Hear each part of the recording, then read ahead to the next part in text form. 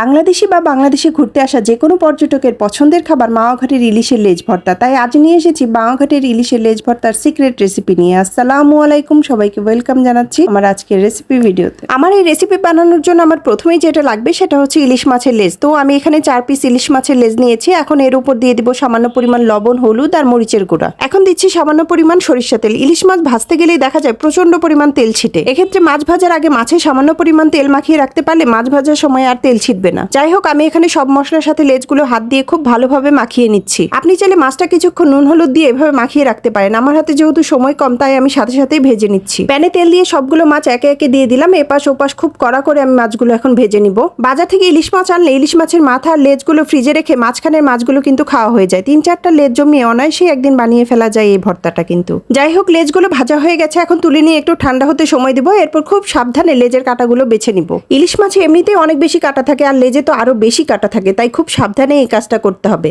আপনি যদি ইলিশ মাছের লেজের মাছ দিয়ে এই ভর্তাটা করতে না চান তাহলে ইলিশ মাছের মাঝখানের পিস দিয়েও এই ভর্তাটা করতে পারেন। ওখানে কাটার পরিমাণ তুলনামূলক কম থাকে। যাই হোক, আমার মাছ বাছা এরই মধ্যে হয়ে গেছে। এখন ইলিশ মাছ ভাজার তেলে কয়েকটা শুকনো মরিচ ভেজে নিব। মরিচগুলো ভেজে উঠিয়ে নিয়ে ওই একই তেলে পেঁয়াজ কুচি ও লাল করে ভেজে নিব। তো এখন ভর্তা বানানোর পালা। তো আমি এরই মধ্যে সবকিছু গুছিয়ে নিয়েছি। এর মধ্যে আছে বেছে নেওয়া ইলিশ মাছ, ভাজা শুকনো মরিচ, ভাজা পেঁয়াজ, ধনেপাতা, কাঁচা মরিচ, সাথে কাঁচা পেঁয়াজও লাগছে। তো আমি প্রথমেই বড় একটা পাত্র নিয়েছি যেন খুব সহজেই সবকিছু মিক্স করতে পারি। প্রথমে আমি 4টা শুকনো মরিচ লবণ দিয়ে খুব ভালো করে গুঁড়ো করে নিব। এখন এতে দিচ্ছি কাঁচা পেঁয়াজ। মাওয়া ঘাটের ভর্তায় কিন্তু ভাজা এবং কাঁচা দু ধরনের পেঁয়াজই ব্যবহার করা হয়। কাঁচা পেঁয়াজগুলো ভালো করে ডলে নিয়ে এখন দিয়ে দিব ভেজে রাখা পেঁয়াজ। এটাও খুব ভালোভাবে মিশিয়ে নিব। এরপর এতে দিয়ে দেব বেছে রাখা লেজের ইলিশ মাছ।